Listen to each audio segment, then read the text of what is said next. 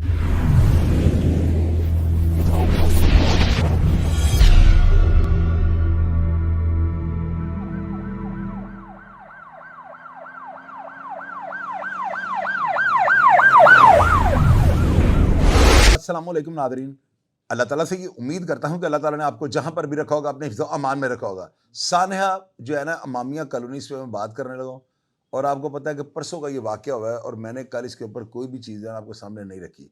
इसकी वजह ये होती है कि ये हमारे लोकल जो है ना वाक़यात होती है लाहौर और शेखुपुरा में, इसमें कोई फ़र्क तो महसूस करता नहीं हूँ।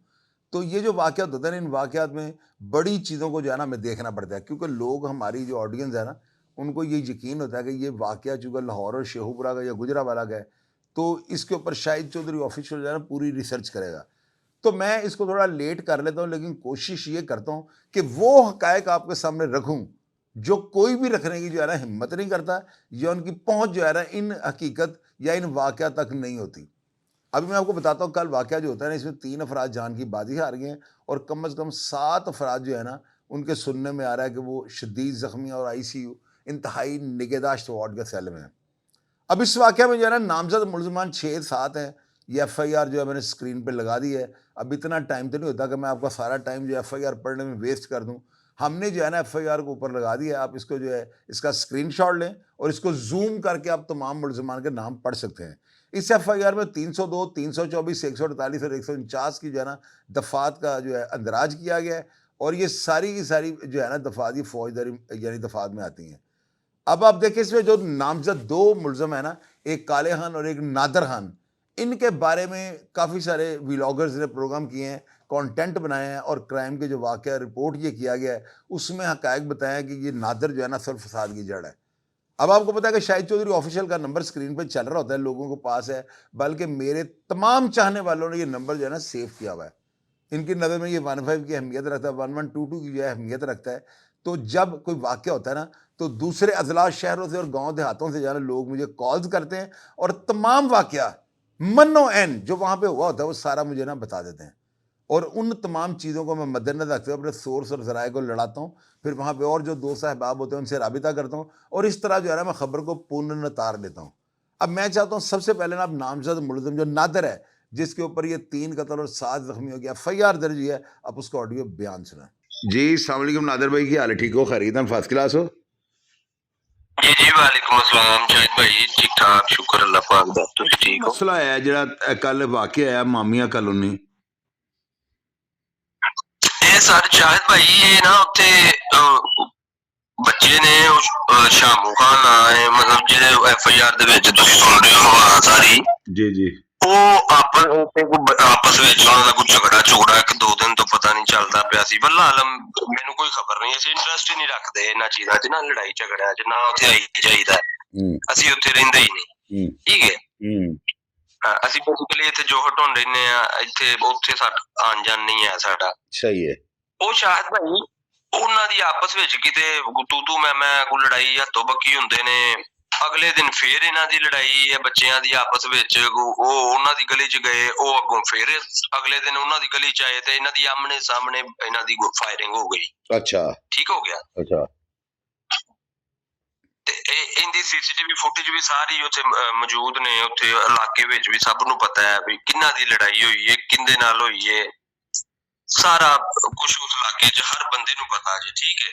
अच्छा, पर्चा किधे है? पहले दसो ना एफआईआर किधे हुई है? एफआईआर शाहिद भाई इन्होंने हुई जे नादर, मेरा नाम दिता जे इन्होंने, ठीक है। नादर ते शामू ते मैसम ते काले ते काला खान, मैसम खान, शामू खान ते रहमान ते रेहान मुंडे ने बच्चे ने कोई, ठीक है, उन्होंने ते ठीक हो गया। हाँ जी, हाँ जी। ते हुण तक किन्ने 3 अफराद दे फौत होने की इतला आई है ते 6 जख्मी। ਮੈਨੂੰ 2 ਦਾ ਪਤਾ ਲੱਗਾ ਸੀ, ਪਤਾ ਨਹੀਂ ਉਸ ਤੋਂ ਬਾਅਦ ਕੋਈ ਅਪਡੇਟ ਮੈਨੂੰ ਅਜੇ ਤੱਕ ਕੋਈ ਨਹੀਂ, ਜੇ ਮੈਂ ਵੇਖੀ ਬੁੱਕੀ। ਅੱਛਾ, ਤੁਹਾਡਾ ਤੇ ਵਾਕਿਆ ਨਾਲ ਕੋਈ ਤਾਲੁਕ ਕਿਸ ਤਰ੍ਹਾਂ ਜੋੜਿਆ ਜਾ ਰਿਹਾ ਹੈ, ਕਿਸ ਤਰ੍ਹਾਂ ਤੁਹਾਡੀ ਇਨਵੋਲਵਮੈਂਟ ਦੱਸੀ ਜਾ ਰਹੀ?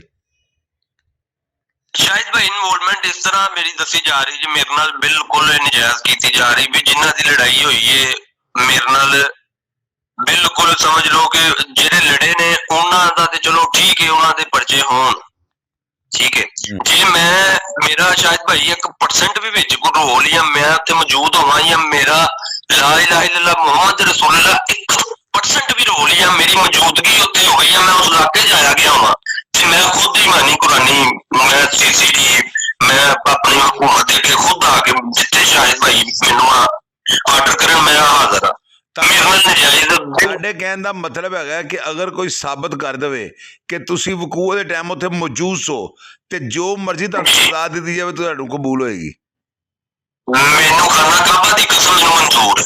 ਅੱਛਾ ਲਾ ਇਲਾਹਾ ਇल्लल्लाह ਫਿਰ ਮੈਨੂੰ ਮੌਜੂਦ ਹੈ। ਤੇ ਤੁਹਾਡਾ ਨਾਮ ਕਿਸ ਤਰ੍ਹਾਂ ਆ ਗਿਆ ਫਿਰ ਇਹਦੀ ਕੀ ਵਜ੍ਹਾ ਹੈ ਤੁਹਾਡਾ ਕਿਸ ਤਰ੍ਹਾਂ ਨਾਮ ਜਦੋਂ ਤੁਸੀਂ ਉੱਥੇ ਹੈਗੇ ਨਹੀਂ ਸੋ ਨਾਮ ਕਿਸ ਤਰ੍ਹਾਂ ਆ ਗਿਆ? ਸ਼ਾਇਦ ਭਾਈ ਉੱਥੇ ਨਾ ਮੈਂ ਤੁਹਾਨੂੰ ਦੱਸਣਾ ਉਸ ਇਲਾਕੇ ਵਿੱਚ ਨਾ ਮਤਲਬ ਸਮਝ ਲਓ ਕਿ ਰਿਸ਼ਤੇਦਾਰ ਵੀ ਨੇ ਕੁਝ ਸੱਜੇ ਖੱਬੇ ਜਿੰਨੀ ਵਾਮ ਹੈ ਸ਼ਰਾਰਤਾਂ ਕਰਨ ਵਾਲੇ ਲੋਕ ਤੁਹਾਨੂੰ ਪਤਾ ਹੁੰਦੇ ਨੇ। ਜੀ ਜੀ ਸ਼ਰਾਰਤੀ ਲੋਕ ਜਿਹੜੇ ਨੇ ਉਹ ਤੁਹਾਨੂੰ ਪਤਾ ਇਹ ਛੋਟੀ ਜਿਹੀ ਸ਼ਰਾਰਤ ਤੋਂ ਹੀ ਬੰਦੇ ਮਰਵਾ ਦਿੰਦੇ ਨੇ ਤੇ ਬੜਾ ਕੁਝ ਹੋ ਜਾਂਦਾ ਹੁੰਦਾ ਹੈ ਛੋਟੀ ਜਿਹੀ ਗੱਲ ਤੋਂ। ਇਹ ਸਿਰਫ ਇੱਕ ਸ਼ਰਾਰਤ ਦੀ ਬੇਸ ਤੇ ਇੱਕ ਬੰਦੇ ਨੂੰ ਸਕੂਨ ਹੀ ਨਾ ਲੈਣ ਦੇਣਾ। ਇੱਕ ਬੰਦਾ ਉੱਥੇ ਆਂਦਾ ਜਾਂਦਾ ਹੀ ਨਹੀਂ ਇੱਕ ਬੰਦਾ ਉੱਥੇ ਰਹਿੰਦਾ ਬਹਿੰਦਾ ਹੀ ਨਹੀਂ ਹੈ। ਇਹ ਸਿਰਫ ਇਸ ਬੇਸ ਤੇ ਆਂਦਾ ਜੇ ਕਿ ਉਹ ਮੇਰੇ ਨਾਲ ਭਾਂਜੇ ਲੱਗਦੇ ਨੇ ਰਿਸ਼ਤੇ 'ਚ ਜਿਹੜੇ ਬੱਚੇ ਨੇ। ਅੱਛਾ ਅੱਛਾ ਨਹੀਂ ਤੇ ਮੁੱਦਈ ਕੋ ਮੁੱਦਈ FIR ਕਿਹਨੇ ਦਰਜ ਕਰਾਈਏ ਉਹਦੇ ਨਾਲ ਤੁਹਾਡਾ ਕੀ ਫੱਡਾ? ਸਰ ਕੋਈ ਫੱਡਾ ਹੀ ਨਹੀਂ FIR ਪਤਾ ਹੀ ਨਹੀਂ ਕਿਹਨੇ ਦਰਜ ਕਰਾਈ ਜੇ। ਲੜਾਈ ਤੇ ਉਹਨਾਂ ਦੀ ਜਿਹੜੇ ਬੱਚਿਆਂ ਦੀ ਹੋਈ ਹੈ ਨਾ ਮੁੰਡਿਆਂ ਦੀ ਸ਼ਾਮੂ ਹੋਰਾਂ ਦੀ ਉਹ ਹੀ ਜੱਟ ਗਰੁੱਪ ਨੇ ਕੋਈ ਜੱਟ ਨੇ ਉੱਥੋਂ ਦੇ ਨਾ।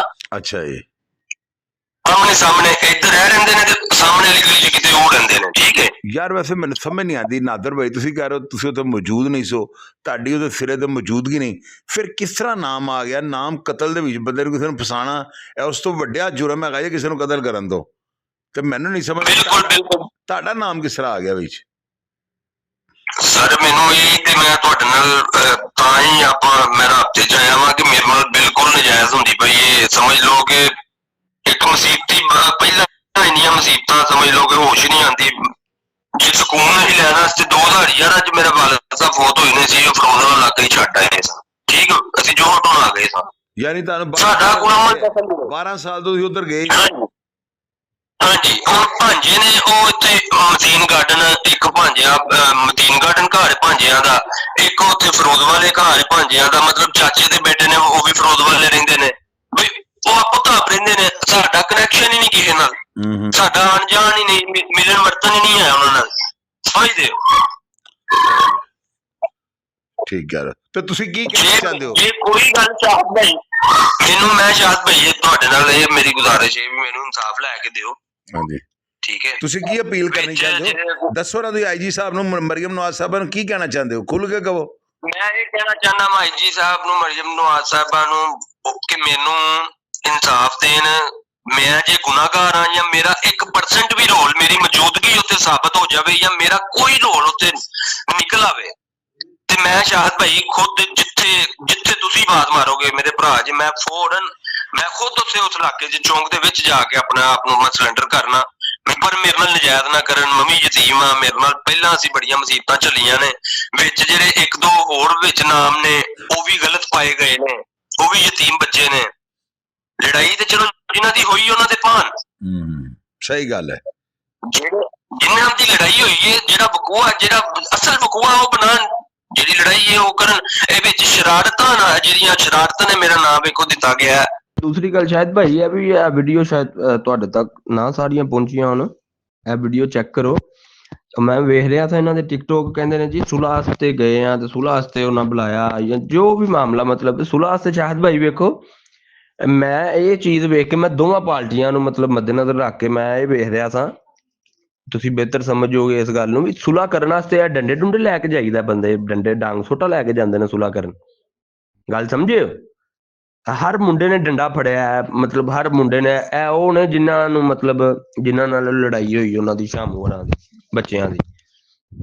ਠੀਕ ਹੈ ਜੱਟ ਗਰੁੱਪ ਜਿਹੜਾ ਇਹ ਵਿਦ ਅਸਲਾ ਜੱਟ ਗਰੁੱਪ ਜਿਹੜਾ ਨਾ ਇਹ ਅਸਲੇ ਦੇ ਨਾਲ ਡੰਡਿਆਂ ਦੇ ਨਾਲ ਉੱਥੇ ਇਹ ਵੀ ਆਏ ਸਨ। ਇਹ ਦੋਵਾਂ ਗਰੁੱਪਾਂ ਦੀ ਉਧਰੋਂ ਇਹਨਾਂ ਵੀ ਕੀਤੇ ਉਧਰੋਂ ਉਹਨਾਂ ਵੀ ਤੇ ਜਿਹੜਾ ਵਕੂਆ ਹੋਇਆ ਇਹ ਰਾਹਗੀਰਾਂ ਨਾਲ ਹੋਇਆ ਜਾਂ ਜਿਹੜੇ ਨਾਲ ਆਪਣਾ ਭੰਗਾੜੇ ਹੁੰਦੇ ਨੇ ਬੰਦੇ ਸਮਝਦੇ ਹੋ ਭੰਗਾੜੇ ਤੁਸੀਂ ਬਿਹਤਰ ਜਾਣਦੇ ਹੋ ਸਾਰੇ ਲਫ਼ਜ਼ ਐਵੇਂ ਚੰਗੇ ਭਲੇ ਹੱਸਦੇ ਵਾਸਤੇ ਨੂੰ ਮਤਲਬ ਡਿਸਟਰਬ ਕਰ ਦੇਣਾ ਮੁਸੀਬਤ ਪਵਾ ਦੇਣੀ ਹੈ ਕੋਈ ਤਰੀਕਾ ਤਾਂ ਨਹੀਂ ਨਾ ਜਾਹਦ ਭਾਈ ਵੇਖੋ। ਯਾਨੀ ਤੁਹਾਡੇ ਕਹਿਣ ਦਾ ਮਤਲਬ ਹੈਗਾ ਹੈ ਕਿ ਅਗਰ ਤੁਹਾਡੀ ਇਸ ਵਕੂਏ 'ਚ ਕੋਈ ਐਸਾ ਸਬੂਤ ਹੈ ਪੇਸ਼ ਕਰ ਦੇਣਗੇ ਤੁਸੀਂ ਮੌਜੂਦ ਹੋ ਜਾਂ ਤੁਹਾਡੀ ਵਿੱਚ ਇਨਵੋਲਵਮੈਂਟ ਹੈ ਤੇ ਤੁਸੀਂ ਫਿਰ ਤੁਹਾਨੂੰ ਕੋਈ ਗਿਲਾ ਨਹੀਂ, ਫਿਰ ਅਦਾਰੇ ਜੋ ਮਰਜ਼ੀ ਪੇ ਕਰਨ। ਤੇ ਜੇ ਤੁਸੀਂ ਬੇਗੁਨਾਹ ਹੋ ਤੇ ਫਿਰ ਕਮ ਅਜ਼ ਕਮ ਕਿਸੇ ਨੂੰ ਕਤਲ ਕਰਨ ਤੋਂ ਵੱਡਾ ਜੁਰਮ ਹੈ ਕਿਸੇ ਨੂੰ ਕਤਲ 'ਚ ਫਸਾਣਾ ਮੇਰੀ ਨਜ਼ਰ 'ਚ, ਕਿਉਂਕਿ ਉਹ ਤਾਂ ਰੁਲ ਜਾਂਦਾ ਹੈ, ਮਰਨ ਵਾਲਾ ਮਰ ਜਾਂਦਾ, ਜਿਹਦਾ ਨਾਂ ਹੋਏਗਾ ਉਹ ਤਾਂ ਵਿਚਾਰਾ ਮਰ ਗਿਆ ਥਾਂ। ठीक है कि नहीं? बिल्कुल बिल्कुल। चलो बहुत मेहरबानी, शुक्रिया जी। इस बयान को आपने सुना है, ये नादर की आवाज़ है और नादर जो है ना वो क्या कह रहा है कि अगर मौके से कोई बंदा ऐसा साबित कर दे कि मेरी वहाँ पर मौजूदगी साबित हो जाए, मेरी वहाँ पे जो है ना किसी प्लानिंग में कोई अमल दखल साबित हो जाए, किसी भी तरह जो है ना मैं इस वाक़या के अंदर मुलव्वस पाया जाऊँ, कोई सबूत सामने आ जाए, तो जो सज़ा अदारे मुझे देनी चाहेंगे मैं खुद को सरेंडर करने के लिए तैयार हूँ।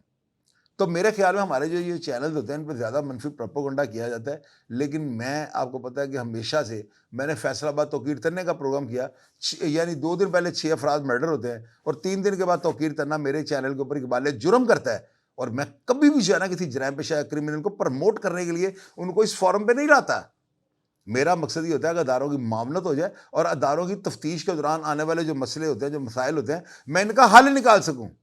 ज़ाहिर अगर एक बंदा हमें सोशल मीडिया पे बयान दे रहा है, बेशक ये 164 की स्टेटमेंट नहीं है, लेकिन इसकी अपनी अहमियत होती है। तो ये सारी चीज़ें जो होती हैं ना अदारों की कारकर्दगी के ऊपर सवालिया निशान नहीं होती, ये हमारी आजू से जो है तहकीक होती है, जिसकी मद में आकर हम ये प्रोग्राम कर देते हैं। इसमें बड़े हक़ाइक़ ऐसे होते हैं जो पुलिस वाले मुलज़मान के पकड़ने के बाद जो है सामने लाते हैं, और हम कबल अज़ वक्त वो सारी चीज़ें आपको सामने रख देते हैं। अगर नादिर के इस दिए गए बयान पर आप किसी भी किस्म की कोई बात करनी चाहें या आपके पास कोई ऐसी एविडेंस मौजूद हो जिससे ये साबित हो सके कि ये नादिर मौके पर मौजूद था या ये जो है ना किसी जो हमलावर थे उनके साथ प्लानिंग में ये शामिल था, तो लाजमी कमेंट बॉक्स में लिख दीजिएगा। मैं हमेशा की तरह आपको रिप्लाई करने की कोशिश करूँगा। अपना ढेर सारा ख्याल रखिएगा जी। पाकिस्तान जिंदाबाद।